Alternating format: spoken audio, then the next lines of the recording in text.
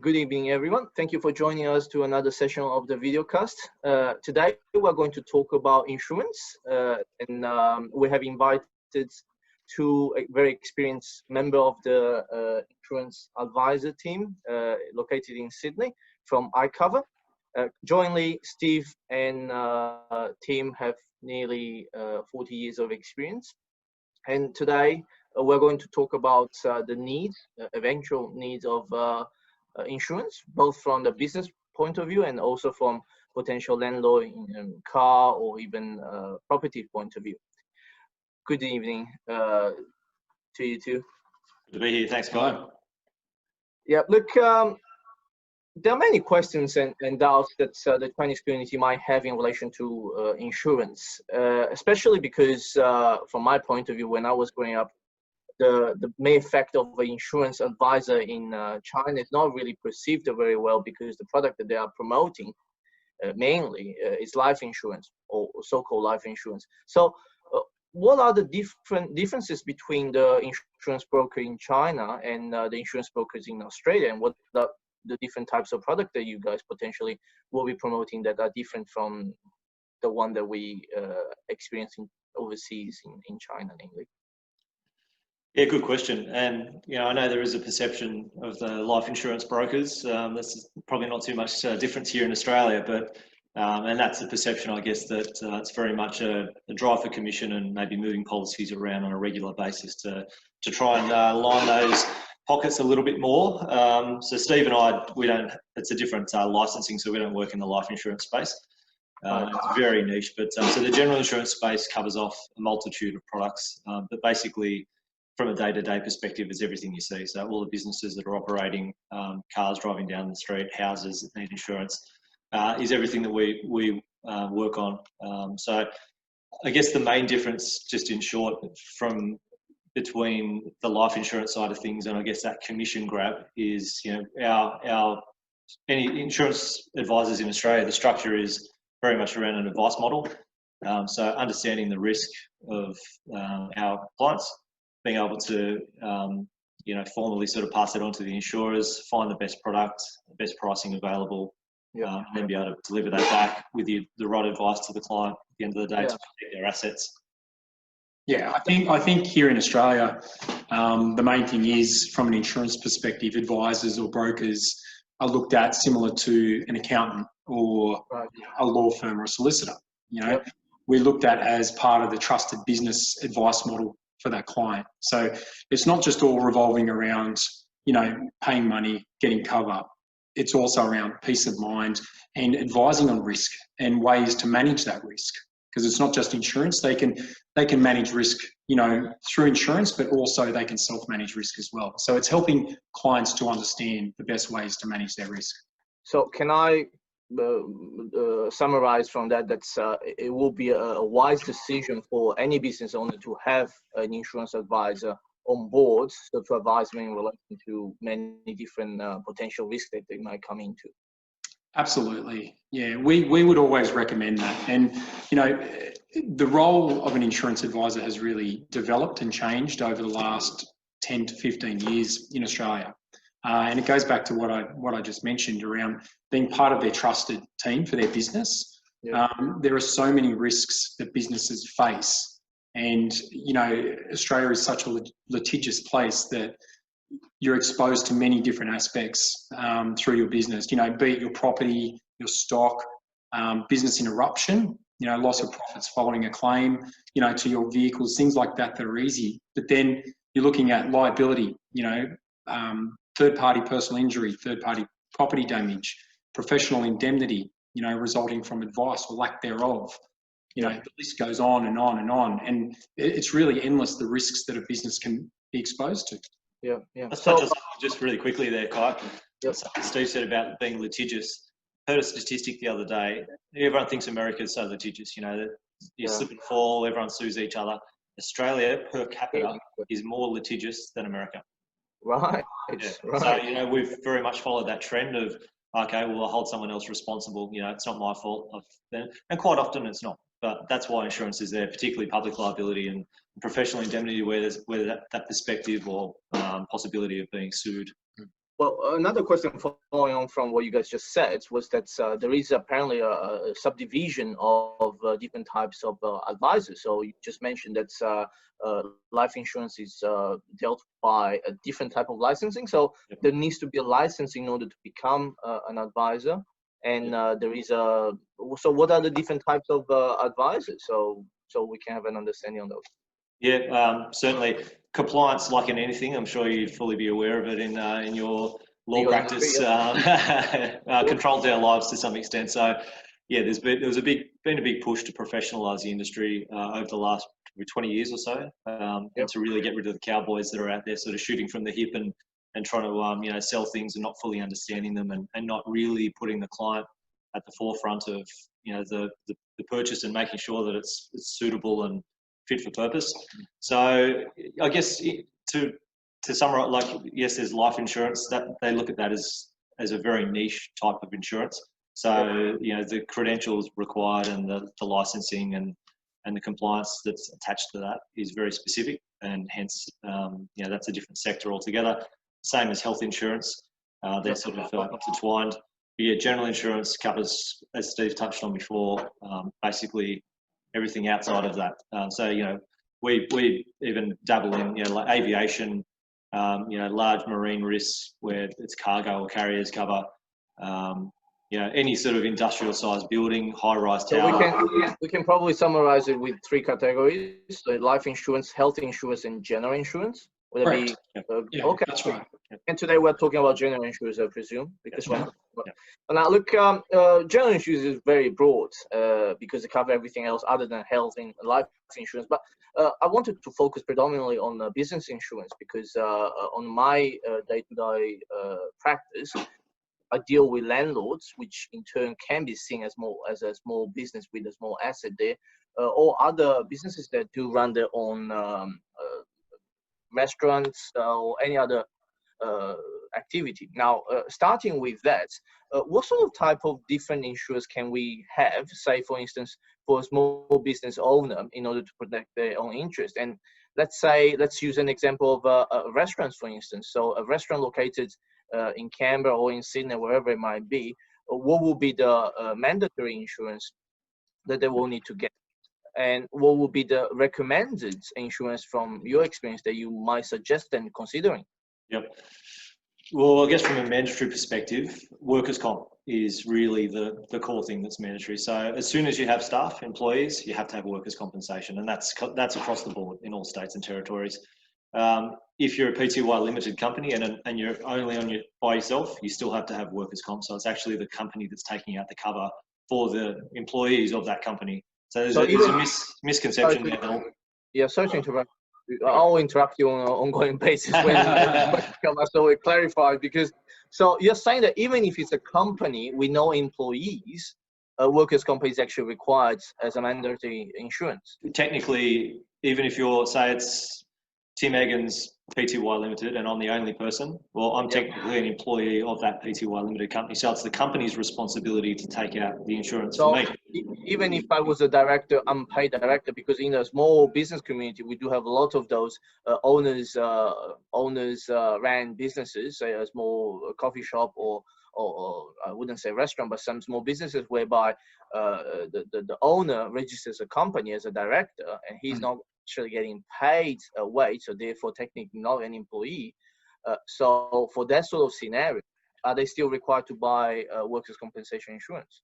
Well, look, there's a wage limit where you need it. Under that wage limit, you don't. So the requirements are around if you're a working director and you're not paying yourself any wages, there are no wages in the business, then workers' compensation would not be required. So if you're paying over $7,500 in wages, that's when you're required to take a workers' compensation policy. That's correct, yeah. And the flip side to that as well is if you've set up a business as a sole trader, then in that scenario where you're the working director, workers' compensation isn't required even if you are paying yourself wages. Yeah. Regardless of what you pay yourself. Yeah. And that's where things like personal accident cover can come in, or income protection. So where you're actually taking out a separate policy altogether. You could be injured at work or have sickness and stuff as well. So there are ways to get around that. Yeah. And your example around a restaurant or a cafe, Yeah. you know, the key insurances that they'd want to consider in that space is, you know, covering their stock, you know, the contents, their property there. But something as simple as, you know, for a barista or a coffee shop, you know, their whole livelihood revolves around the coffee machine, right? So you can insure to have that covered for breakdown. Okay, so, you know, if that breaks down, you know, it might be a very unique coffee machine. You know, people get right into their coffee, and, you know, they might import the coffee machine from, you know, it could be from Italy or somewhere like that, and it could take a month to get the parts necessary. So there can be breakdown cover and loss of income following that breakdown as well. Even, you know, for an example of a cold room, like a fridge area or something like that, you know, deterioration of stock following breakdown as well, things like that. So, you know, there's a lot to consider, even things like management liability, which is a form of director's cover. You know, if they've got staff, Right. yeah, if they've got staff, you know, OH&S is a big thing in the hospitality industry. So they can be exposed to employment practices claims, OH&S fines and breaches, and a policy such as management liability can protect them and their personal assets as a director of that company from any issues in that space as well. Now, going on the equipment and assets, as you mentioned, the coffee machine, just taking that as an example. My experience with my own insurance, like the car insurance, the house insurance, every single time they need to put in a claim, I need to pay an excess, right? So, but would the claim that I need to put in for that coffee machine be high or too high, so I will actually be considering actually claiming rather than paying it's myself? an interesting question, and I think the crux of it is insurance is about transfer of risk. Like when you dumb it down, I've got a risk. Can I afford to self-insure it? Which is, I don't need insurance. If the coffee machine's worth $500 and I've got $500 in the bank and I'm happy to spend that to buy a new one, then I might choose not to have insurance. If something where, you know, I definitely need it, it's going to protect the business, then you start looking at those options. Okay, do I buy insurance? The second part of that in the self-insurance retention, which is the excess, is, okay, I'm buying the insurance, so I've made that decision, but how do I control the premium? And how do I control what I keep as risk for myself? So that could be choosing to have a higher excess, working on the basis of, you know, worst case scenario. Does the whole place burn down? And is that what I want to protect? Do I have a $10,000 excess for that? Or am I cash flow poor? I can afford the insurance, and, you know, I'm in a high claims scenario in the industry that I work in. You know, motor vehicles, a high claim scenario. Depending if you're a professional driver, you're on the road all the time. It's more chance of a claim. Lower excess because you're more likely to have a claim. You're going to pay a higher premium, but then you can afford to pay the excess at the time. So it all really comes back to that. I'll just touch on one more thing quickly on the restaurant scenario that Steve didn't mention, but it's one thing that we just take for granted, I think, and that's public liability cover. Our first thought is always you've got to have public liability cover, and it's surprising how many people don't. So that scenario with the restaurant, you know, the classic slip and fall. You know, you've just mopped up, you forgot to put the sign out. You know, there's negligence. Someone walks past, slips over, and, you know, they've hurt themselves, and they're entitled to seek compensation from you because, you know, you failed to put the sign there. And even sometimes when you have put the sign there, they can still make a legitimate claim against you. So that's where you want to protect yourself, because those dollar amounts can blow out very quickly. You know, if someone's working in a role where they're work in a manual environment in their own professional life, and they can no longer do that because they've injured their hip or something, for example, then that you know, they might not be able to work for 12 or 18 months or more, or never again. And suddenly they're saying, well, look, I've lost this income for the next 15 years and I want to hold you responsible. So that's the big one that we can't stress enough. And it's amazing how many businesses, multi-million-dollar businesses, just don't have public liability cover. So they just think, it's not going to happen to me. You know, it can't happen. My products aren't that dangerous. There's not going to be an issue with it. I'm not negligent. We always follow the rules. And that's the big misconception. I actually, and this is my, I think, mistake from what you just said, that I actually thought that public liability insurance was actually mandatory insurance like the workers' compensation, but from what you just said, it's actually not. It's a choice. Many advisors would argue that it should be. Yeah, look, in some instances it can be, and that's through contractual obligations mostly. Landlords Yeah. So, you know, if you're doing work for another company or on site, you know, to a principal or a head contractor, and you're coming in onto, say, a construction site or something like that, they'll ask for a certificate of currency to show that you have public and products liability. So let me just stop you there on that thought. What is a certificate of currency? Because there might be a knowledge, lack of knowledge there. Yeah, so a certificate of currency is a document which is proof of paid insurance. That's put simply, that's what it is. So what they'll always ask for is proof of paid insurance for public and products liability. So both public and products liability come hand in hand when you take out that policy. Okay, so you've got products exposure, which covers you for third-party property damage and third-party personal injury, and it's the same on the personal side, public liability side as well.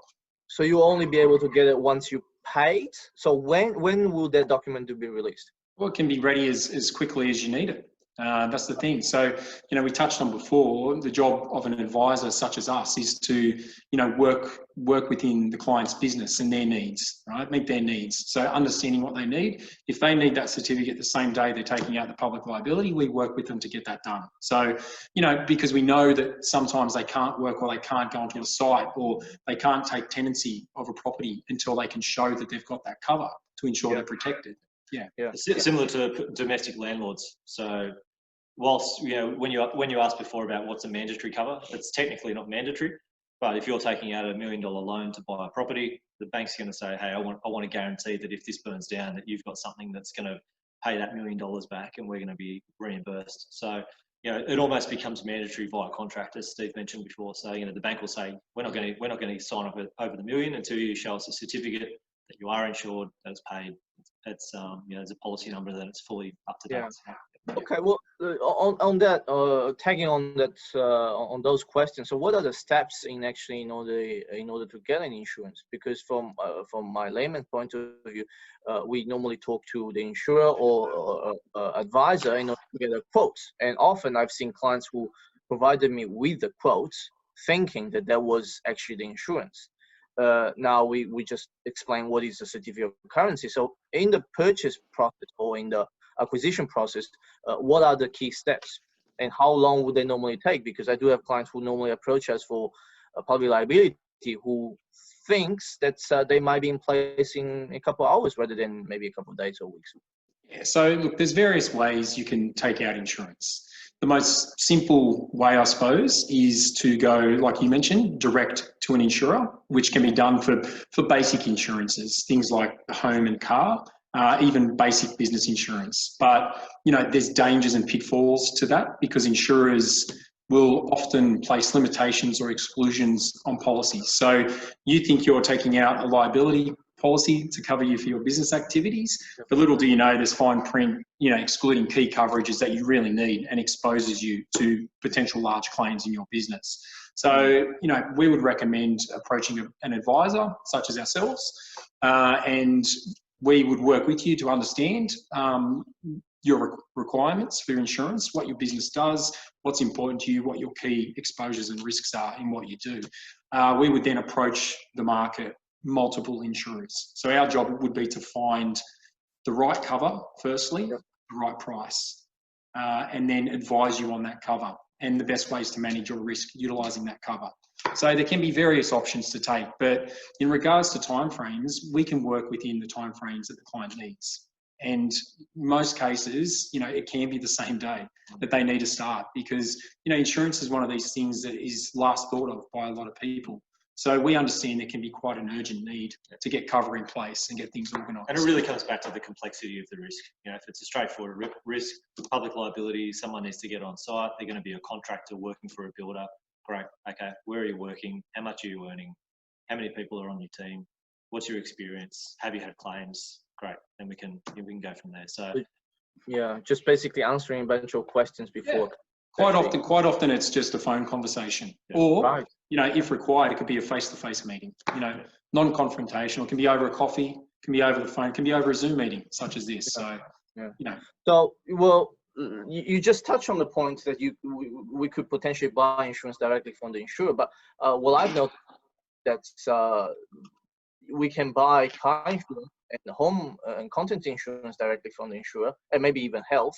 But say business insurance, you struggle to find a direct insurer that will cover you for that type of insurance. So do we have to go and talk to an advisor, or can we just go and talk to an insurer directly for, say, the business side of insurance? It's always our recommendation and an industry recommendation that you seek advice. I mean, there's advice to be given. Again, if it's and that's the reason why I guess private motor or home and contents is often done directly is there's a perception that it's a simplified purchase. So it's really, what's your house built of? How old is it? Where is it? And you get a price. And there's not a lot of complexity around the wording and endorsements. Whereas that's why insurers, and it's actually their reluctance to want to be transacting on anything that has any level of complication, because they aren't in a position legally to give advice, nor do they want to, because it'll come back on them if they give poor advice. So they certainly want to stay at arm's distance where they can, and hence why their recommendation. And we often get referrals from insurers where they say, oh, look, we can't deal with this person directly. Would you like to speak to an advisor? And we'll get that referral come through, and we can give the advice and do the proper risk assessment. Just one point, I feel like I'm the stats man, but there is a perception of the insurance industry that there's a lot of, and it probably stems from the current affair shows and different things where they're probably tainted or all painted with the same brush. But recent reports from AFCA, so the Australian Financial Complaints Authority, actually noted that there was high 90s, I can't remember the exact percentage, but a high percentage of insurance-related disputes and complaints were actually from a direct transaction with the insurer. So very, very small amount, which we're proud of as an industry. A very, very small amount of complaints actually stem from intermediated business where someone has given advice. So we're very proud of that, and that just shows the value of someone that gives you advice and how it can potentially help you out. Naturally, claims time is where the proof's in the pudding, and that's a job where the advisor is involved to try and manage the claim and advocate on the client's behalf. Yeah, there might be a perception that if we do go and talk to an advisor, the premium will actually go up.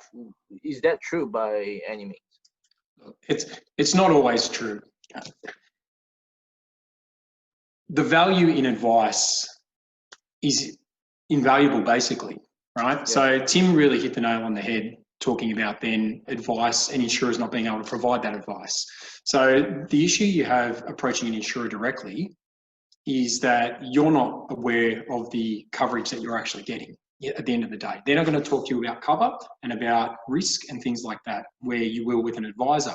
Now, we see a lot of instances where, and we have a lot of clients approach us who are direct with insurers, and they advise us of their price, and we go and we source the market, we get various quotes through various insurers, do the job, provide advice, and at the end of the day, they're getting a better premium than they had direct with the insurers as well. So, there's no fast yes and no answer on this. It depends, it's on a case-to-case basis, but in our experience, a lot of the time, we can provide quality advice, a quality product and service to the client at a better price than they can obtain directly from insurance companies.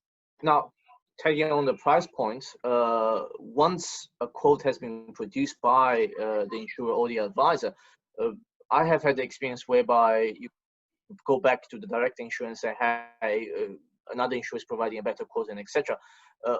Can we still negotiate on the quoted price after the quote has been finalized and provided? Is it common?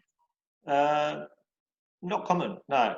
Not common with us, because I guess, as Steve sort of alluded to, part of our review is around finding and going to multiple markets and finding the best price. And price is one point. There's multiple buying criteria that everyone faces in every decision they make when they purchase. So, price, service, sales, product, brand. So, and the claims experience and management as well. So there's multiple factors, and our job in not only risk assessment, but understanding the client's needs is sort of saying, okay, well, what's important to you? Okay, everyone makes an assumption that price is a key factor, and look, quite often it is. I prefer not to pay more than if I don't need to. But also I'm aware that you get what you pay for. So our job is to be able to explain, here's this product and it's costs this much, this one costs less, this is the difference between the two, and our recommendation, which we always provide, is the reason why we would select one over the other. And that often is, this one's actually cheaper and it's still as broad a cover as this one. So why would you not take the cheaper option? Unless, of course, there's a scenario where that insurer has had poor experience, or we've had poor experience with them around claims management. And then there's that other factor comes into it where we say, look, we'd rather not put them forward. So there's multiple factors. But yeah, look, negotiation, we always feel like we've put our best foot forward as an advisor and done our job well. There's no need, there's no real need, although we're always open to the conversation. Yeah, look, and for those who are insured directly with insurance companies, we just recommend having that conversation before the cover is actually taken out or confirmed, because once it's confirmed, it is hard for an insurer to change their premium and their terms and conditions of a policy because the contract's in place. So, you know, at the time you're buying insurance, it's best to try and negotiate at that time. But as Tim touched on, through us as advisors, you know, we'll have that conversation with the client and try to work within their pricing needs anyway. Yeah. So this is I think a knowledge gap that I was assuming, and maybe you guys were assuming as well, is that the insurance advisor are not the product owner. So you guys are basically going out to source other insurance company who are selling the product to the final consumer, so they can actually get a more tailored product. So talking to an advisor wouldn't be talking to a limited product holder, like going directly to insurer. Would that be correct? Yeah, that's correct. So our function is basically being the conduit and the advocate for the client to the insurance company and vice versa. So, and that extends through the entire life of the policy, not just at the time of quoting and setting up a new policy. It exists throughout the life of the policy, and that goes back to claims management, which is a really big function that we perform, and probably the most important function as well. You know, ensuring that at claims time the policy is honoured, claims are paid in a timely manner, and the clients are supported as they need to be supported.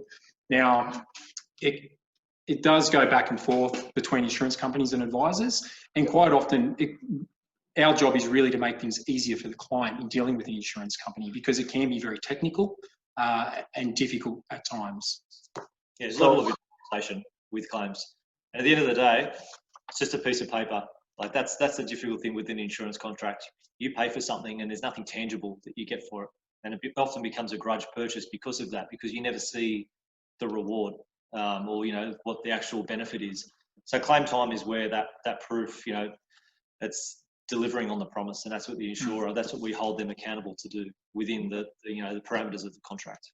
Well, I guess just to make a comparison from what you just said between insurance advisors and mortgage brokers, is that from my point of view and experience is that once a mortgage broker has settled on a deal, that's about it. You don't really hear from them any longer. But from what you just said, that the insurance advisor is actually around the corner every step of the way, from the moment the cover has started, actually even before the start of the cover, during the cover, and even probably after cover, in order to provide advice and hold the person's hand in order to go through certain difficulties. Yeah, definitely. That seems to be very valuable. That I didn't know that was the case. So I should actually read my business book and talking to them. Well, Kai, businesses evolve, and particularly in this day and age, there's a lot of diversity in people. You know, going, oh, there's an opportunity in a market. Even though they might work in one space, they see an opportunity in another space, and they say, look, I'm going to branch out and do that. And you know, that's where we sort of say, look, you've got to be on the phone to us, sort of talking that through, because the insurer, I guess, from one perspective, they might go, well, look, I knew that you were doing A and you haven't told me about B, and they're very different risks, and they might not be able to accommodate that. Often they can, but if they might be poles apart, and we need to, you know, take out a separate policy. So there's, yeah, we just got to, it's a constant contact throughout the year. So once we buy the insurance for a year, what you're saying is that even if there are small changes during the year, we need to make the amendments on the policies in order to reflect the changes. Yeah, that's correct. And look, it's not just around changes, it's also advice through the year as well. You know, You could be looking at a change, like Tim mentioned, businesses evolve. You could be looking at a change to your business practices, processes, or even your actual business activities. And, you can talk to us around what that means for you from a risk perspective. Does that open up all these other risks and exposures to your business? And what do we need? How can we control that? And what do we need to do to control that? And that's where, it's valuable to have somebody to talk to around that sort of stuff to understand. Even on contract reviews, not that we don't profess to be specialists, lawyers, or legal teams that are looking at contracts in its entirety, but certainly we're competent to be able to say, okay, let's look at the insurance section of that. And are you about to sign an agreement with someone that is putting a lot of their liabilities onto you through contracts? And if so, is your insurer aware of it, and are they comfortable picking that up? And often that's not the case. So. Right. Now, look, can we have a couple of examples where insurance coverage has been great for business owner, and where, of course, they should have had the insurance, but they do regret the fact that they didn't buy it and think about it before the accidents or whatever else happened? What would you like first, the good or the bad? Well, I will normally start with the bad, actually. So over to you. I did make a note of one example that won't go into great detail, but basically there was a client that was a manufacturing company, so single location manufacturing. So they had multiple staff, manufactured their products, pass on to their distributors. Now they took out appropriate fire insurance contents. They had all the sorts of main covers that you'd think of. And one thing that they were recommended was business interruption. And they didn't take that out. During the period of the cover, there was a major claim, a major fire. The premises was burnt to the ground. Now, happy to say that the contract responded as it should, and that building was rebuilt and fully paid out to the amount that the policy was in place for. However, as we know, buildings don't just get built in a day. So this took 12 to 18 months to build, and during that time, naturally their staff, they couldn't keep paying their wages because they weren't manufacturing product, they weren't having income come in. So a lot of their staff actually had to, by no fault of their own, had to go and work for other competitors or find another industry to work in. And then also their people they were supplying to had no product to buy. They still needed to sell it. So, naturally they went down the road and found a competitor that was selling the same product. Now, the reality is when they got to the end of building that building and, okay, look, let's find some more staff and get back going, it's very difficult to get those people to come back because they've already moved on with new suppliers and done contracts. So I guess business interruption is one thing that not everyone needs. And I'll say that in the sense that, let's say hypothetically that particular insured had 3 locations, all relatively close by, or maybe in other states, and they're only operating manufacturing on an 8-hour day period at each of them. If one of them burnt down, you could argue that perhaps they just increased the capacity of their manufacturing at another plant, and then they could cover off. And that's again risk assessment. But in this case, unfortunately, they couldn't. And it meant that they couldn't get those contracts back, and they were in a very difficult position. So they could have, whilst it wasn't the worst outcome, the building got rebuilt. They could have, business interruption can pay wages for that period of time, keep their staff rather than lose them, so then they can hit the ground running. There could be other associated costs with the business, setting up a temporary location, buying new machinery to have the manufacturing continue, particularly if it's just a single location. So there's a lot of things that could have been done, and it would have meant their business didn't lose any clients, didn't lose their staff, and they came out the other side of it operating just as they were before. But how much would have been the difference between having that covered or not? In premium? Yeah. Again, if it was 20 years ago and I was one of those cowboys, I'd give you a number. But again, it comes down to the individual risk and all the assessment factors. But surprisingly, it's not as expensive as a lot of people would think. But it's just one of those things again where you sort of think, okay, I need to insure the building. Maybe that was contractually because the bank wanted to make sure that it was insured. So again, it's looking at, can you recover as a business? If this happens, forget rebuilding. Are you going to have staff? Are you going to have people to supply to? And that's something that a lot of people probably don't think of because in their mind, the rebuild, life goes on. Yeah, it's one of these covers that a lot of people don't take, but it can really be the difference between a business surviving and moving on from a loss or a business closing down after a loss. Right. Now, but taking on that example again, like car insurance, whereby if you put in a claim which is worth more than the car itself, they will actually just give you the money and not repair the vehicle. Mm-hmm. Does it happen in the business? In the example that you used before, could the business owner have just said, "Hey, I don't need the building anymore. Can I get $1 million or $2 million of what it's worth? So I'll just take my business and start something else." Is there an option for an insurer in business context? Look, there's various ways you can have claims settled. And again, it comes back to what we've been talking about, where we'll work within clients' needs and wants. Okay, so one thing that's important to note with this sort of question is insurers contractually, in every insurance policy wording that there is, they reserve the right to finalise and they come to the terms of the settlement of the claim. Okay, so if they look at a claim and the building's insured for $1 million, you don't want to, it's had a fire, it's seriously damaged, they could have a look at it and say, right, okay, it's insured for $1 million. They'll get repair quotes on it. The repair quotes might be $600,000. So they're not going to want to cash settle at $1 million because they can repair it for $600,000. Now, if the client is wanting to cash settle out for that $600,000, then that could be an option in that instance to do. The insurance company is going to look at the most. So it's negotiable and talking to the.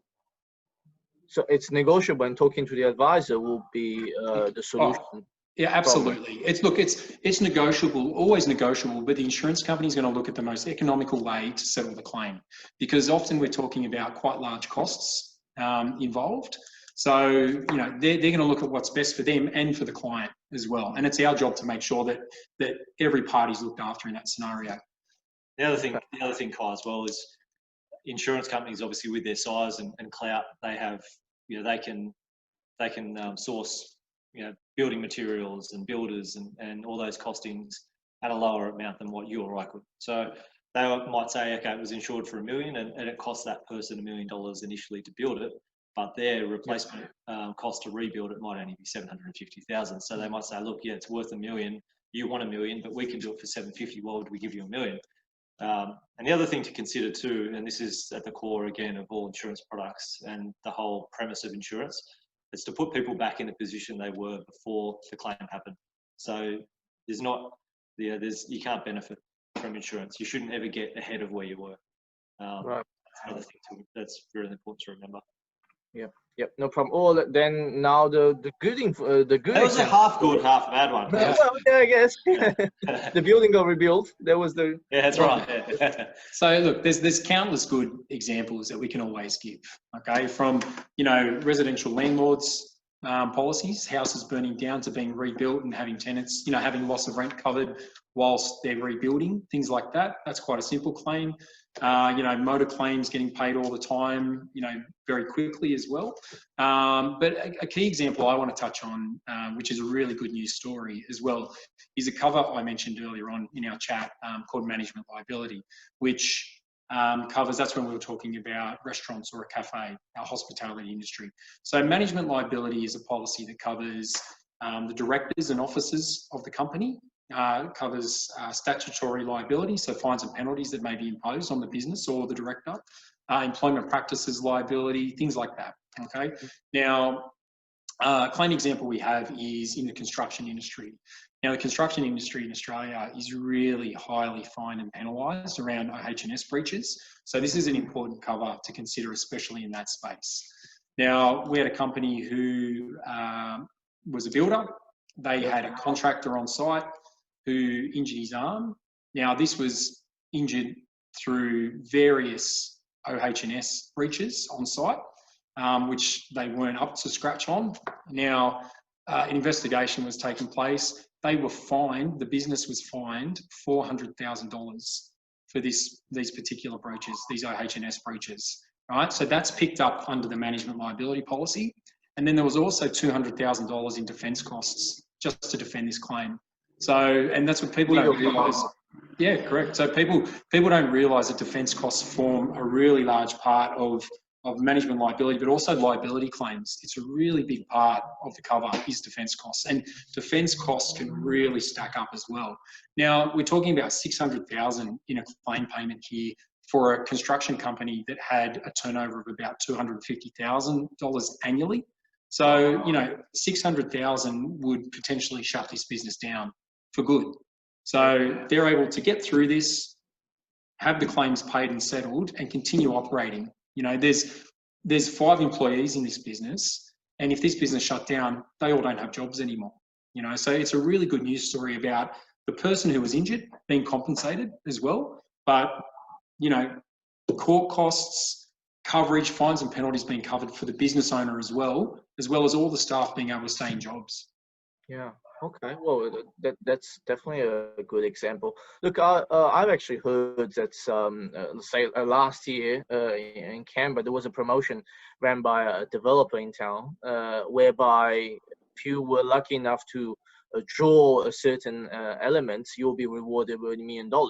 So we all thought that developer was very cashed up and could come up with $1 million prize money, but it turned out that they pay an insurance company to insure the prize, and they pay about $30,000 in premium for it. So can I assume from that's as long as we can come out with the idea, everything could potentially be insured to some extent? Yeah, definitely. Hole-in-one insurance, half-court basketball shots, all those sorts of things are insured unless they're a small amount. So again, assessing the risk. But yeah, you see those golf tournaments, there's a $100,000 car there. That's not just taking a chance. It's insured. Yeah, even things like might surprise you, but so Pluvius, there's a thing called Pluvius insurance, which is basically assuring how much rain will fall on a certain day. And it might be that if you're having your wedding outside, you're worried about rain, you might have to cancel it at the last minute. You can insure and whatever amount you want to come up with. Say, look, I want a $10,000 check if it rains more than 5 or 6 millimeters in a certain day. Insurers look at the history from the Bureau of Meteorology, come up with the premium, and away you go. So yeah, you're right. There's a lot of different insurances out there, and I think new market sectors are opening up as I guess new products and new ideas develop as well. So it's always worth asking an advisor what's out there, and we're often surprised with what's being insured, and that there are markets for it. Right. Look, just to summarize today, during the course of my professional experience, I've came to contact with say public liability, workers' compensation, business insurance, and of course there will be different types of business insurance, and product liability. So if we're importing or distributing product in Australia that's a product liability, then we got manufacturing insurance, landlord's insurance. Well, is there any other types of insurance that you guys normally deal with that we should actually be thinking about? Many. The list is extensive. Construction insurance, contract work. So if you're building a building, if you're an owner builder, if you're a construction company, if you're a principal controlled builder, building your own house, if plant and machinery on those sites, or civil contracts. Well, go the flip side to, Tim's gone the real manual sort of blue collar sector. But think about white collar businesses, such as law firms or accountants, real estate agents. Professional indemnity is a big part of insurance. And a lot of the time that's actually a required insurance for some of those businesses. Legally they have to have cover in place. And that's an insurance that's based around advice models. Providing advice or lack of providing advice is where cover really comes into play on those sort of things. Yeah. One other thing that's, I guess it's an emerging risk, and it's been emerging for the last 5 or 6 years probably, but cyber insurance. I foolishly clicked on a link yesterday that gave me, heart was in my mouth for a little while, and our IT guys were on it pretty quickly. And fortunately, everything's fine. This meeting hasn't been hacked yet. I don't think so. I received a link from someone else. They'd been hacked. They'd sent something out as malware. Cyber insurance. If you're in a business where you've got a lot of people's personal credentials and details on file, could be a doctor's surgery, could be law firm, could be the insurance brokerage. If someone was to hack in and not only send out spam emails to your clients, but if they have access to that information, that's a privacy breach. But cyber insurance is very different to every other type of insurance because it's got to be 24 hours, 24/7 response times, forensic analysis and reporting, then public relations costs to be able to say you're contacting and your brand damage potentially because if there's a trust issue, if someone says you've got all my personal data and although you didn't do it intentionally, someone's hacked in and taken it, I don't know if I can trust dealing with you anymore. So it's managing the brand damage, assuring the clients that and advising them, sending an email out, having the appropriate structures to say, look, we have been hit with a cyber attack and your personal information has been lost and this is what it was, managing that process. It's a very, very real scenario. And one of the professionals in this space, and it's a common term used in our industry, but they say there's really only two types of people: someone that knows they've had a cyber attack and someone that doesn't know they've had a cyber attack. It's that prevalent. Right. That's what's scary. Well, I guess the advice here is to start picking up the phone and give your insurance or whoever's insurance advisor a call, and we'll share your contact details. And I do understand you guys have a representative in Canberra that people could potentially talk to. And well, look, thank you, Tim and Steve, for sharing the information with us today. It has been a pleasure, and hopefully we'll talk to you soon then. Thanks for the chat. Have a good evening. Thanks, guys.